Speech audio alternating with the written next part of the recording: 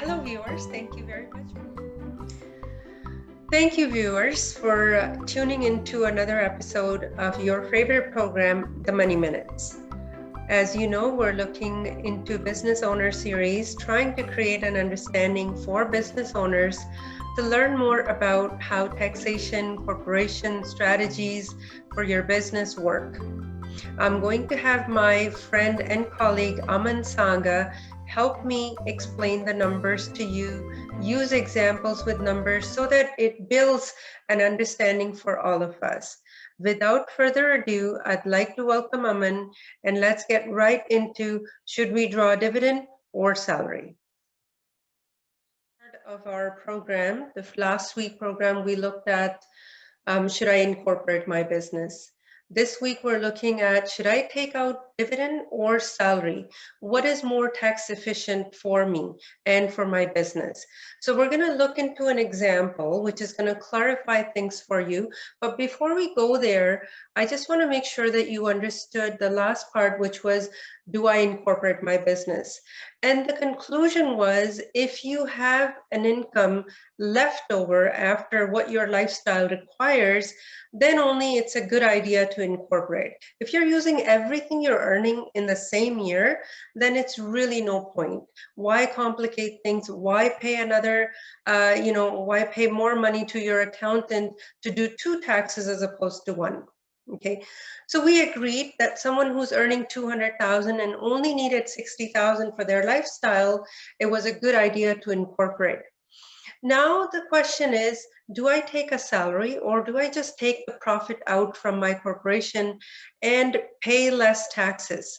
So to clarify that complexity, I'm going to ask my counterpart, Aman, to take us through an example with numbers so that things are crystal clear to you.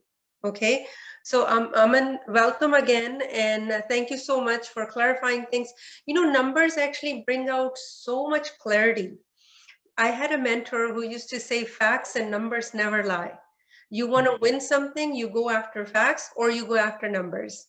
Right. So that's what we're trying to bring. We're trying to bring clarity to our viewers, and there's nothing better than bringing out numbers. So before I get into numbers, is there anything else you want to say? Well, I just want to start by saying thank you again for having me on this program. I mean, Absolutely, Aman, and it's a pleasure to have you. You know, you have your CFA, Chartered Financial Analyst. That is something which is huge in the financial industry. It's the highest designation anybody can hold. So I want my viewers to know that they're getting MBAs and CFAs and CFPs and CLUs, all these designation, giving them advice at no cost. And I hope you're enjoying this series. Let's get right into the numbers. thank you so much, Seema, for that introduction. Thank you so much. Yeah. So this is the slide which we walked through last week, last session, and this is what we are looking at right now. So again, Seema, from your perspective, it's the same scenario where we have a gross earnings after paying off the clinic overhead of 220. Uh, you pay off whatever you need for your professional expenses, and you're left with an income of 200,000 in your corporation. Now, That's right. right. So the first scenario, again, this is no right or wrong. We talk about the individual taking a salary. In this case, our goal is to get to a living expense of 60,000. And the way we can do that is if we take out about 88,000 from the corporation. Mm-hmm. And when we do that, we also have to pay CPP. So what comes out of the corporation is about 91,000. The remainder of it, you pay about 14,000 taxes. And that 88,000 comes to your personal.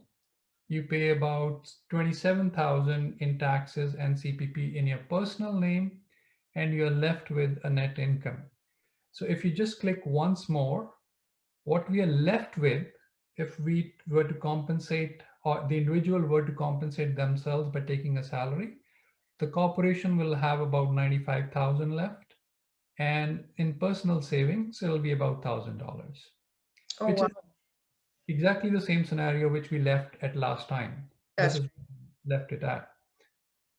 So now there is a choice. With a corporation comes choice. You could compensate yourself by taking out a salary, or you could just take out profits, which are the savings left in the corporation. And if you were to do that, you'll pay taxes on the whole 200,000, which will come to about 26,000. Okay, so let me stop you there, Aman, because it's getting a bit complex here. So on this side, I had $200,000 corporate earning. I took out 91,000 for my own salary, and 14,000 is what I paid in taxes and corporate taxes on the balance of the income, right? Right. Yeah. And This corporation this is is left with $95,000.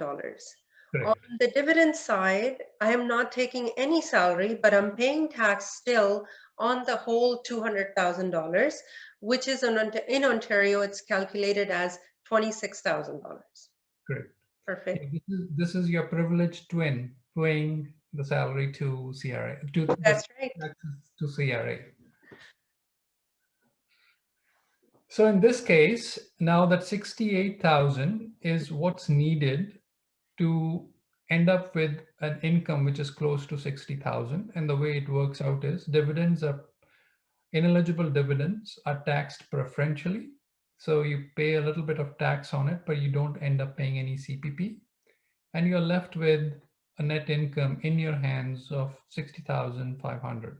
I mean, these are ballpark numbers, but this is what the scenario looks like. Right. So if I took out $68,000 worth dividends for my corporation, I'll pay only $7,500 in taxes and I'll have 60,500. It looks amazing, right? Beautiful so far. So far. And this completes the picture in terms of what's left in the corporation. So you're left with a little bit more Mm-hmm. in the corporation. And on your personal savings side, you saved a little bit less. But if we have to net it out, like what did we pay in taxes between me and my privileged cousin? In the salary side, the two of us paid 41K.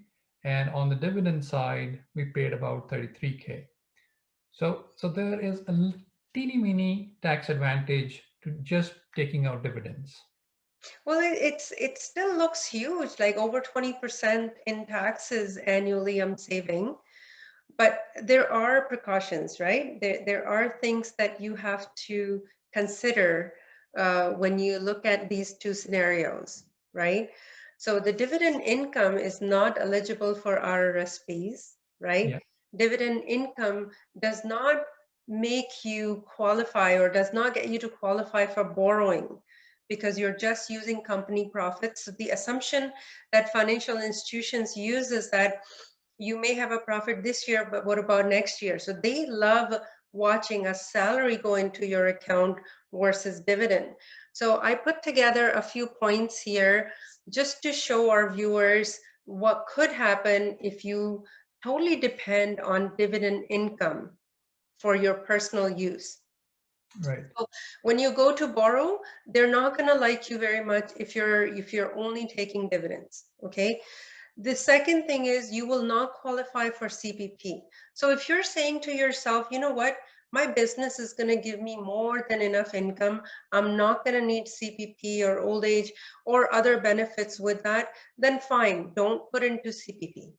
All right. Thirdly, do you really, the tax sheltered growth of RRSP, we all know how it actually helps us grow our money twofold, right? If we keep it long enough, we're not going to have any RRSP room if we're withdrawing money from dividends.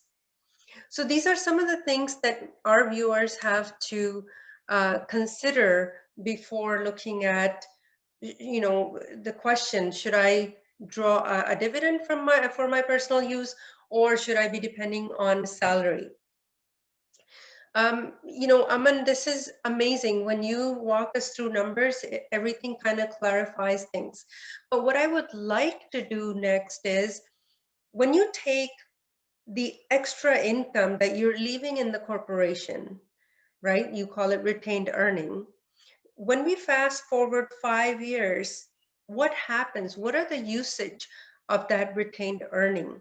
What happens at that point? Are we better off still taking dividends, or should we take a salary? But next message is going to be all about, if I have retained $600,000 to $700,000 in my corporation, retained earning, do I still draw a salary or dividend, or should it be a mix? Anything you want to add to that, Aman?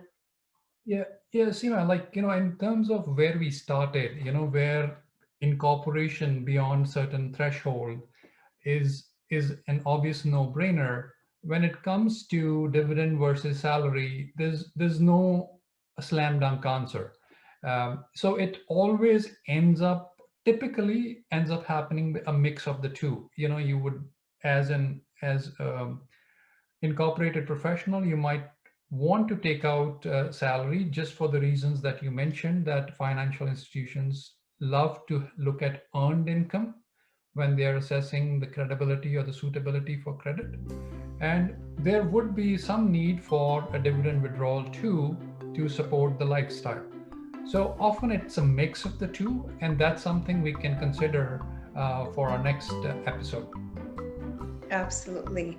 So it's been a pleasure working with you, Aman, and I look forward to putting together the next video message for our viewers. And we look forward to connecting with you soon. Everyone, have a safe and happy week.